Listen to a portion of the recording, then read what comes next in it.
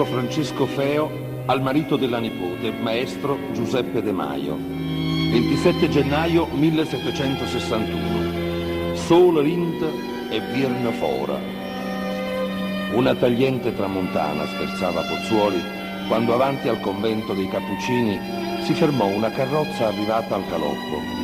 Era il 2 febbraio 1736, festa della Candelora.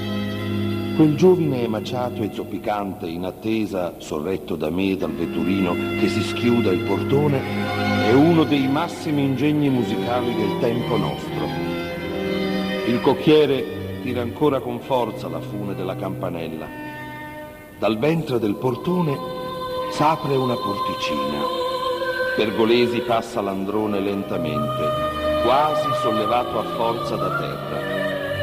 Dal coretto ci vengono incontro le note familiari del suo Salve Regina. Son meno di 8 anni che conosco questo giovinetto, ma le emozioni che mi ha dato con la sua musica resteranno nella mia vita di musicista imperiture.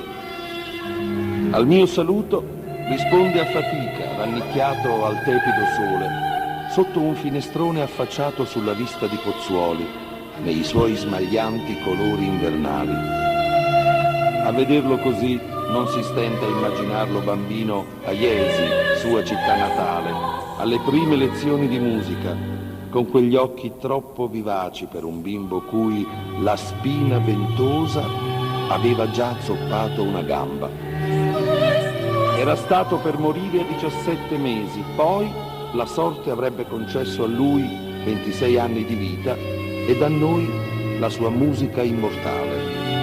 La sua scomparsa così precoce opprime il ricordo della mia esistenza dopo di lui. E sempre in ogni attimo della mia vita le note dello Stabat scritte di suo pugno che mi regalò in punto di morte hanno accompagnato la mia sensibilità e le mie emozioni d'uomo e musicista. Ora che sento anche la mia vita prossima alla fine, le dono a voi, carissimo nipote.